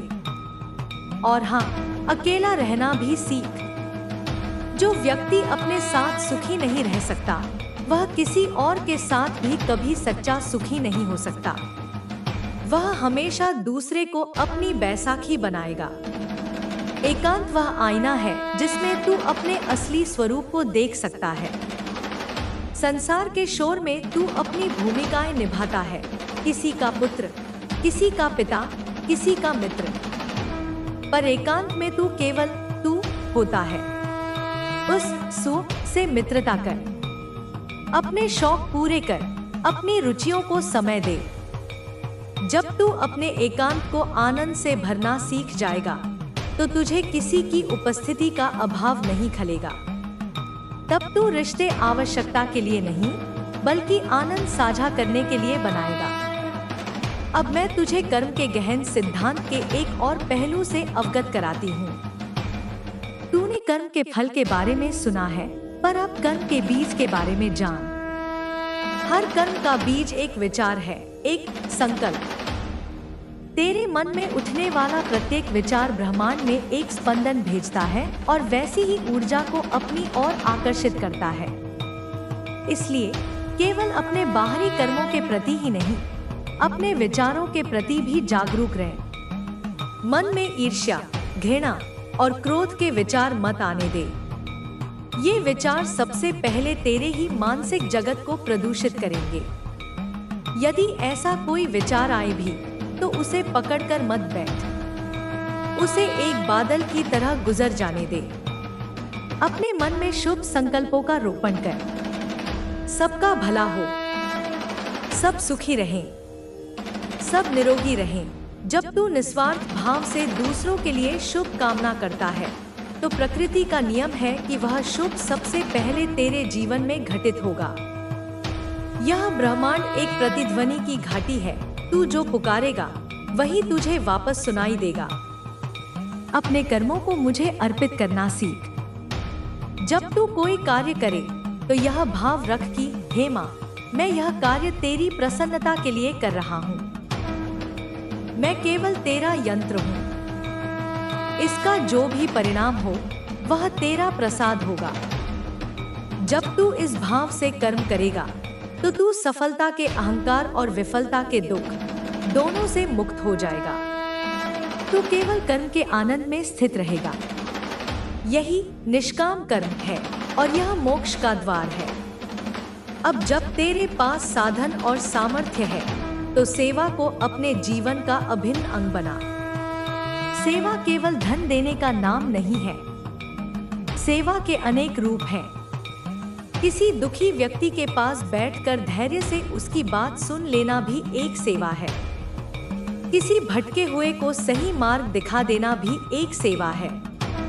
अपने ज्ञान को दूसरों के साथ बांटना भी एक सेवा है।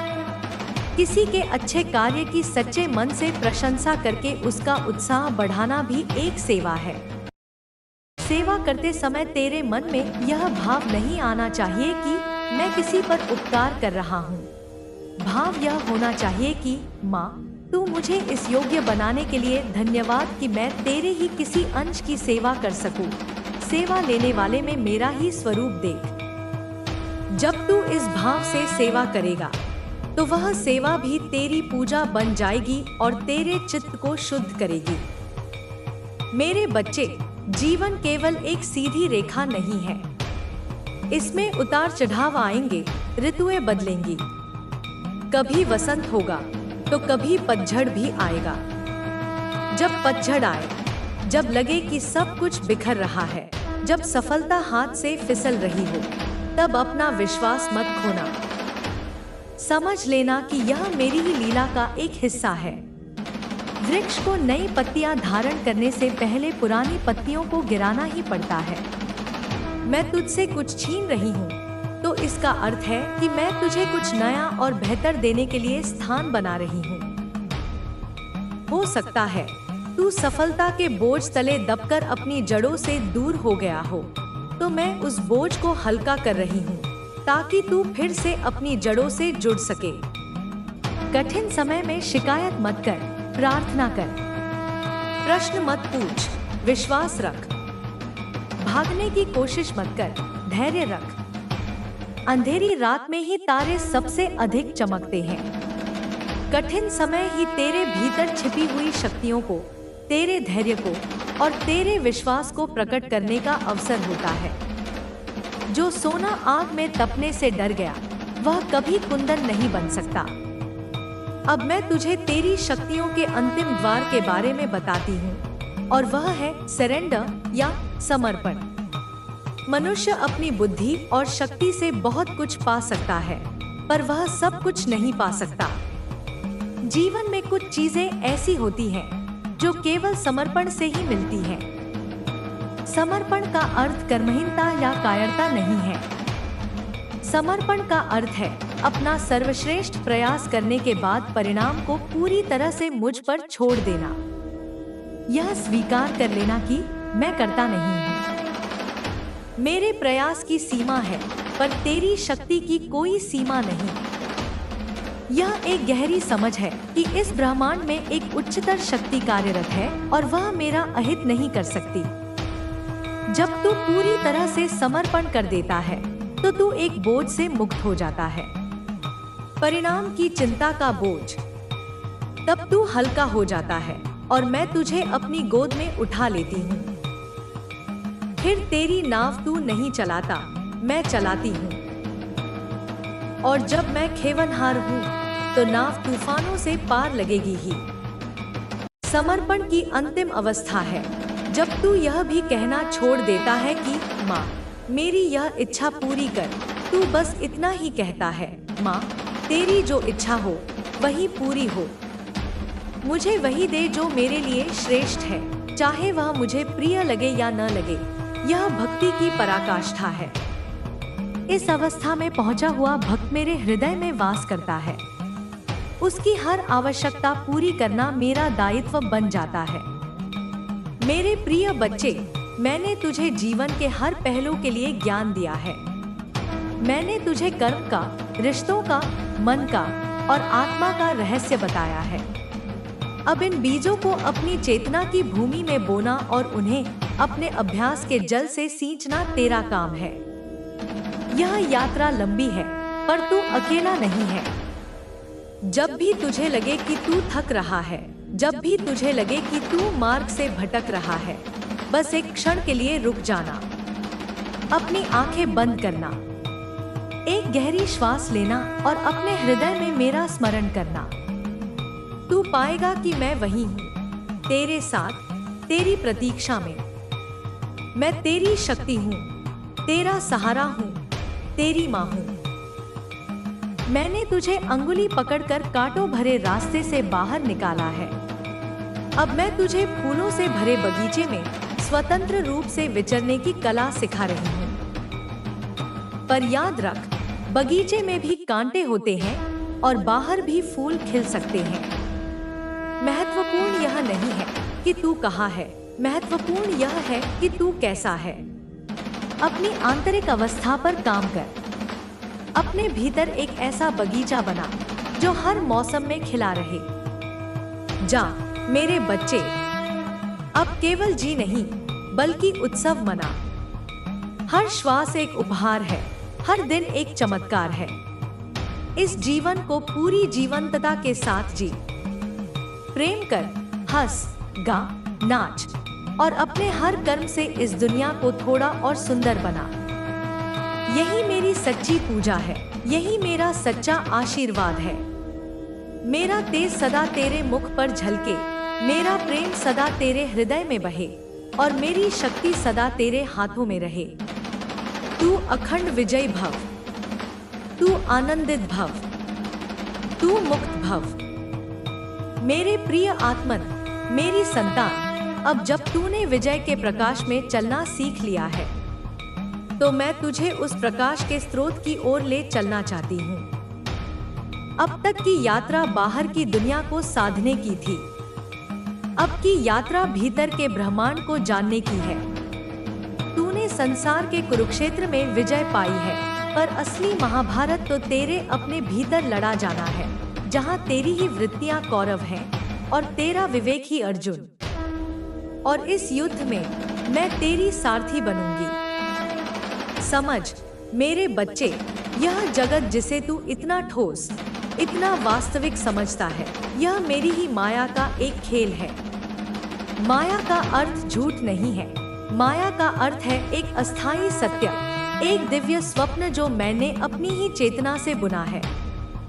जैसे एक चलचित्र पर्दे पर वास्तविक प्रतीत होता है, उसमें सुख दुख, प्रेम घृणा सब होते हैं, पर ज्ञानी जानता है कि यह केवल प्रकाश और छाया का खेल है। पर्दा स्वयं इससे अछूता रहता है। वैसे ही तू वह पर्दा है, तेरी आत्मा वह साक्षी है और यह जीवन का चलचित्र उसी पर चल रहा है। संसार के सुख दुख तुझे इसलिए इतना प्रभावित करते हैं क्योंकि तू स्वयं को कहानी का पात्र मान बैठा है। तू भूल गया है कि तू दर्शक भी है। जिस दिन तू इस खेल को खेल की तरह खेलना सीख जाएगा, उस दिन तुझे कोई हार हरा नहीं पाएगी और कोई जीत तुझे बांध नहीं पाएगी। तू हर परिस्थिति में एक समता, एक प्रशांत आनंद का अनुभव करेगा। इस माया को भेदने का अर्थ संसार को त्याग कर जंगलों में भाग जाना नहीं है।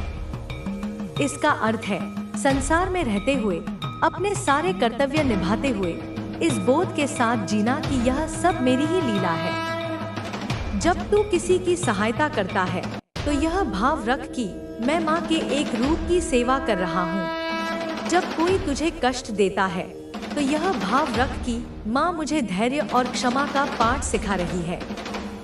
जब तू सफलता पाता है तो यह भाव रख कि माँ ने अपनी लीला में मुझे एक सफल पात्र की भूमिका दी है। और जब तू विफलता का सामना करता है तो यह भाव रख कि माँ मुझे अहंकार से मुक्त कर रही है। जब हर घटना, हर व्यक्ति, हर परिस्थिति में तू मुझे ही देखने लगेगा तो माया का पर्दा अपने आप पारदर्शी होने लगेगा। तुझे हर रूप के पीछे मेरा ही अरूप चेहरा दिखाई देगा। तुझे संसार एक बोझ नहीं, मेरा ही एक अद्भुत नृत्य प्रतीत होगा और तू उस नृत्य में एक आनंदित नर्तक बन जाएगा। अब अपने भीतर के भूगोल को समझ। यह जो तेरा शरीर है यह केवल हाडमांस का पुतला नहीं है। यह एक जीवंत ब्रह्मांड है। इसके भीतर ऊर्जा के 7 मुख्य केंद्र हैं, जिन्हें चक्र कहा जाता है। ये तेरे सूक्ष्म शरीर के कमल हैं और जब ये खिलते हैं तो तेरी चेतना भी खिल उठती है। सबसे नीचे मूलाधार चक्र है जो तेरी जड़ों, तेरी सुरक्षा और तेरे अस्तित्व का केंद्र है। जब तू भयभीत होता है, असुरक्षित महसूस करता है तो यह चक्र सिकुड़ जाता है। इसे खोलने का मार्ग है प्रकृति से जुड़ना। नंगे पांव धरती पर चल, वृक्षों को गले लगा, अपनी जड़ों को महसूस कर। जब तू यह जान लेता है कि तेरी जड़ें मुझ में हैं, इस संपूर्ण अस्तित्व में हैं, तो तेरा भय विलीन हो जाता है। उसके ऊपर स्वाधिष्ठान चक्र है जो तेरी भावनाओं, तेरी रचनात्मकता और तेरे संबंधों का सरोवर है। जब तू अपराध बोध, शर्म या दबी हुई भावनाओं से भरा होता है तो यह सरोवर गंदला हो जाता है। इसे शुद्ध करने का मार्ग है अपनी भावनाओं को स्वीकार करना और उन्हें बहने देना। रचनात्मक कार्यों में लग, कुछ सृजन कर, चाहे वह एक कविता हो, एक चित्र हो या बगीचे में लगाया गया एक पौधा। और अपने रिश्तों में प्रामाणिक बन। भावनाओं को दबा मत, उन्हें प्रेम और समझ के साथ व्यक्त कर। नाभि के पास मणिपुर चक्र है जो तेरी इच्छा शक्ति, तेरे आत्मसम्मान और तेरे कर्म की अग्नि है। जब तू स्वयं को हीन समझता है, जब तुझ में आत्मविश्वास की कमी होती है तो यह अग्नि मंद पड़ जाती है।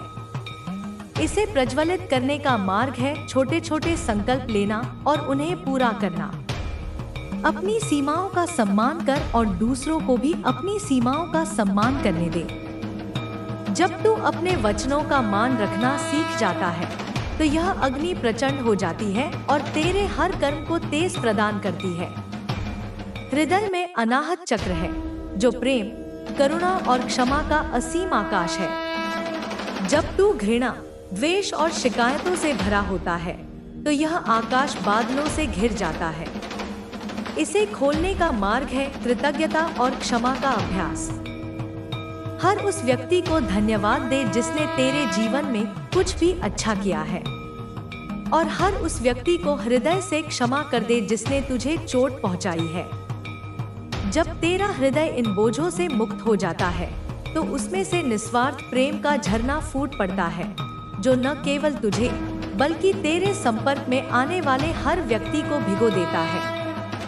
कंठ में विशुद्धि चक्र है जो तेरी अभिव्यक्ति, तेरे सत्य और तेरे संवाद का केंद्र है। जब तू झूठ बोलता है, जब तू अपनी सच्ची भावनाओं को व्यक्त करने से डरता है तो यह केंद्र अवरुद्ध हो जाता है। इसे शुद्ध करने का मार्ग है सत्य बोलना, पर प्रेम के साथ। अपनी आवाज का उपयोग मेरा नाम जपने के लिए, मंत्रोच्चार के लिए और दूसरों को प्रेरित करने वाले शब्द कहने के लिए कर। जब तेरी वाणी तेरे सत्य के साथ एक हो जाती है तो उसमें सम्मोहन की शक्ति आ जाती है। दोनों भौहों के बीच आज्ञा चक्र है जो तेरे अंतर्ज्ञान, तेरी प्रज्ञा और तेरी दृष्टि का तीसरा नेत्र है।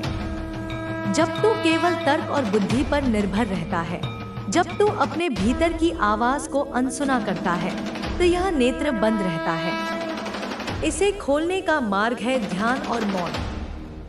जब बाहरी शोर शांत होता है, तभी तू अपने भीतर के गुरु की आवाज सुन पाता है। अपने अंतर्ज्ञान पर भरोसा करना सीख, भले ही तर्क उसके विपरीत क्यों न हो।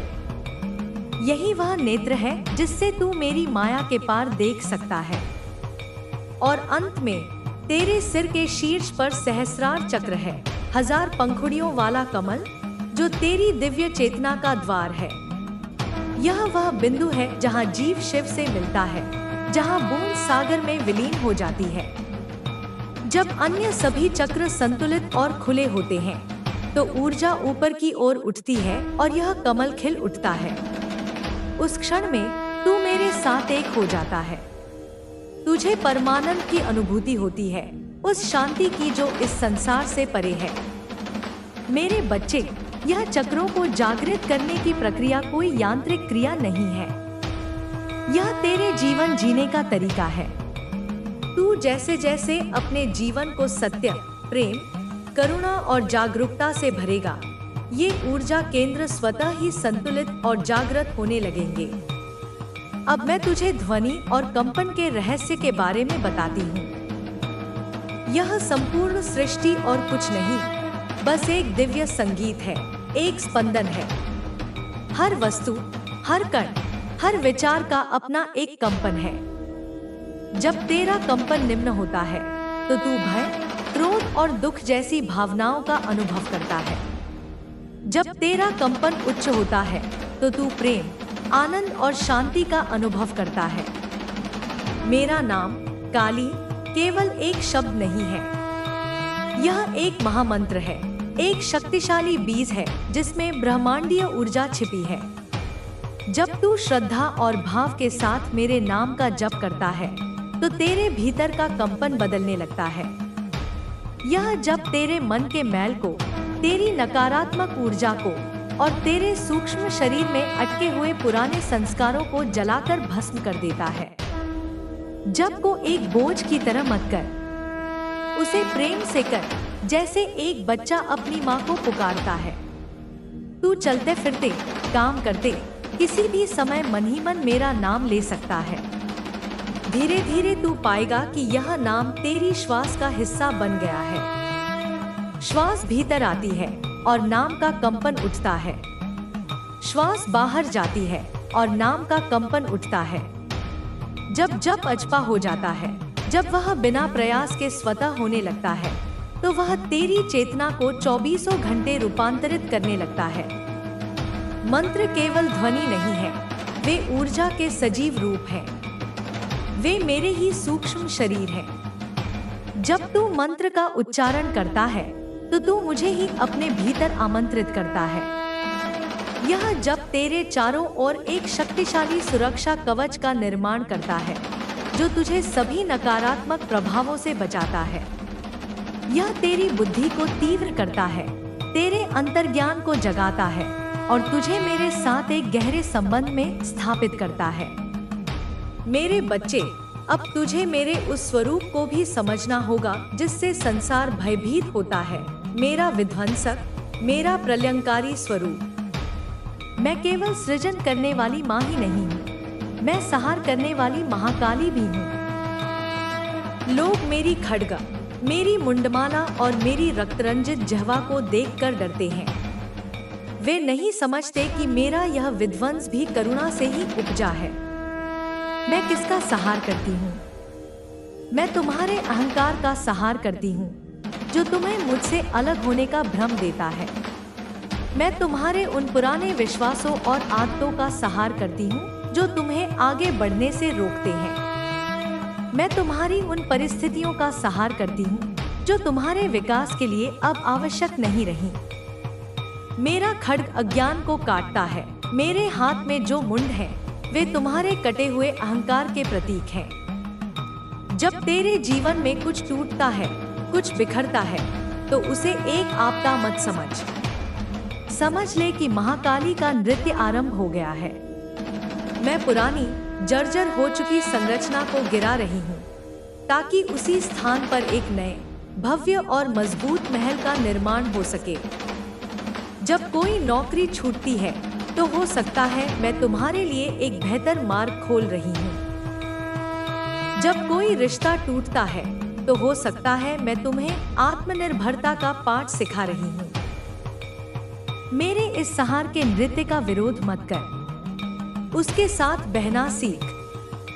जो पुराना है उसे जाने दे, उसे पकड़कर मत बैठ। जो मेरे इस प्रलयंकारी स्वरूप को प्रेम से स्वीकार कर लेता है, जो मेरे इस विध्वंस में भी मेरे सृजन के बीज को देख लेता है, उसके लिए भय समाप्त हो जाता है। वह जानता है कि मैं जो कुछ भी करती हूँ, उसके परम कल्याण के लिए ही करती हूँ। वह मेरे तांडव में भी मेरे लास्य को, मेरे प्रलय में भी मेरे प्रसाद को देख पाता है। और अंततः तुझे उस सबसे बड़े भय का सामना करना होगा जो हर मनुष्य को सताता है, मृत्यु का भय। मेरे बच्चे, जिसे तू मृत्यु कहता है, वह केवल एक वस्त्र बदलने जैसी घटना है। आत्मा न कभी जन्म लेती है, न कभी मरती है। वह सनातन है, अविनाशी है, मेरा ही अंश है। यह शरीर एक घर की तरह है जो तूने कुछ समय के लिए किराए पर लिया है। जब यह घर पुराना और जर्जर हो जाता है, तो तू इसे छोड़कर एक नए घर में चला जाता है। इसमें भयभीत होने जैसा क्या है? मृत्यु अंत नहीं है, वह तो एक नए अध्याय का प्रारंभ है। मैं महाकाली, काल की भी स्वामिनी हूँ। मैं जन्म से पहले भी थी और मैं मृत्यु के बाद भी रहूंगी। मृत्यु तो केवल मेरे ही महासागर में लौटने की एक प्रक्रिया है, जैसे एक लहर वापस सागर में लौट जाती है। जो लहर यह जानती है कि वह सागर से अलग नहीं, सागर ही है, उसे लौटने का कोई भय नहीं होता। उसे तो अपने स्रोत में विलीन होने का आनंद होता है। जब तू इस सत्य को गहराई से आत्मसात कर लेगा, तो मृत्यु का भय तुझे छू भी नहीं पाएगा। तू जीवन के हर क्षण को पूरी तरह से जिएगा, क्योंकि तुझे पता होगा कि कुछ भी समाप्त नहीं होने वाला। तू निर्भय हो जाएगा, और जो निर्भय है वही सच्चा स्वतंत्र है। इस निर्भयता को पाने का मार्ग है हर क्षण मुझे स्मरण करना। जब तू यह जानता है कि हर श्वास में मैं तेरे साथ हूँ, तो तुझे किसका भय? जब तू यह जानता है कि जीवन और मृत्यु दोनों मेरे ही हाथ में हैं, और मैं तेरी माँ हूँ जो तेरा कभी अहित नहीं कर सकती, तो तुझे कैसी चिंता? अब तेरे लिए कुछ अंतिम सूत्र। अपने जीवन को एक यज्ञ बना। यज्ञ का अर्थ केवल अग्नि में आहुति देना नहीं है। यज्ञ का अर्थ है अपने हर कर्म को, हर विचार को, हर शब्द को एक उच्चतर उद्देश्य के लिए समर्पित कर देना। जब तू भोजन करे, तो उसे शरीर के पोषण का यज्ञ समझ। जब तू कार्य करे, तो उसे समाज की सेवा का यज्ञ समझ। जब तू धन कमाए, तो उसे मेरे संसाधनों के प्रबंधन का यज्ञ समझ। जब तू रिश्ते निभाए, तो उसे प्रेम के विस्तार का यज्ञ समझ। और जब तू विश्राम करे, तो उसे पुनः ऊर्जावान होकर मेरे कार्य में लगने की तैयारी का यज्ञ समझ। जब तेरा पूरा जीवन ही एक यज्ञ बन जाएगा, तो तू 24 घंटे मेरी पूजा में ही लीन रहेगा। अपने भीतर के न्यायाधीश को विदा कर। तू अपने प्रति बहुत कठोर रहा है। तू अपनी छोटी छोटी भूलों के लिए स्वयं को दंडित करता है। यह बंद कर। मैं तुझसे प्रेम करती हूँ, इसलिए नहीं कि तू पूर्ण है, बल्कि इसलिए कि तू मेरा है। अपनी अपूर्णताओं के साथ भी तू मेरा प्रिय है। गलतियां करना सीखने की प्रक्रिया का हिस्सा है। गिरना यात्रा का हिस्सा है। महत्वपूर्ण यह है कि तू गिरकर वहीं पड़ा न रहे, बल्कि उठे, मिट्टी झाड़े, मुझसे क्षमा मांगे, पाठ सीखे और फिर से चलना आरंभ कर दे। अपने प्रति कोमल बन, अपने प्रति करुणा रख। जो स्वयं से प्रेम नहीं कर सकता वह मुझसे भी सच्चा प्रेम नहीं कर सकता। और अंत में मेरे बच्चे, यह परम रहस्य जान ले, यह जो खोज है, यह जो यात्रा है, यह मुझ तक पहुंचने की नहीं है, क्योंकि मैं तुझसे कभी दूर थी ही नहीं। यह यात्रा तो केवल इस सत्य को जानने की है कि तू और मैं अलग नहीं है। यह जो मैं और तू का भेद है, यही सबसे बड़ा पर्दा है, यही अंतिम अज्ञान है। तू मेरे ही सागर की एक लहर है, तू मेरे ही सूर्य की एक किरण है, तू मेरी ही चेतना का एक स्फुलिंग है। तत्वता मुझ में और तुझ में कोई भेद नहीं है। तू जो खोज रहा है वह तू स्वयं ही है। इस ज्ञान को केवल बौद्धिक स्तर पर मत समझ, इसे अपने अनुभव में उतार। ध्यान की गहराइयों में, प्रेम की पराकाष्ठा में, निस्वार्थ सेवा के आनंद में तू उन क्षणों का स्पर्श करेगा जब यह मैं का छोटा सा अहंकार विलीन हो जाएगा। उन क्षणों में तुझे अपनी वास्तविक पहचान का बोध होगा। तुझे पता चलेगा कि तू यह छोटा सा शरीर और मन नहीं, बल्कि वह असीम आनंदमय चेतना है जो इस पूरे ब्रह्मांड में व्याप्त है। यही मोक्ष है, यही मुक्ति है। यह मरने के बाद मिलने वाली कोई वस्तु नहीं है। यह इसी जीवन में, इसी क्षण में अनुभव की जाने वाली एक अवस्था है। यह सभी भयों से, सभी बंधनों से, सभी दुखों से मुक्ति है। अब जा मेरे बच्चे, मैंने तुझे परम ज्ञान की मशाल सौंप दी है। अब इस मशाल के प्रकाश में अपना मार्ग स्वयं बना। जी, पर एक जागृत आत्मा की तरह जी। प्रेम कर, पर एक मुक्त हृदय से प्रेम कर। कर्म कर, पर एक समर्पित योगी की तरह कर्म कर। और कभी भी, किसी भी क्षण में यह मत भूलना कि मैं तेरे साथ हूँ। तेरे हर विचार में, तेरे हर स्पंदन में, तेरे हर श्वास में। तू अकेला नहीं है और न कभी हो सकता है। तू मेरी गोद में ही जन्मा है, मेरी गोद में ही जी रहा है और अंततः मेरी गोद में ही लौट आएगा। शांति, शांति।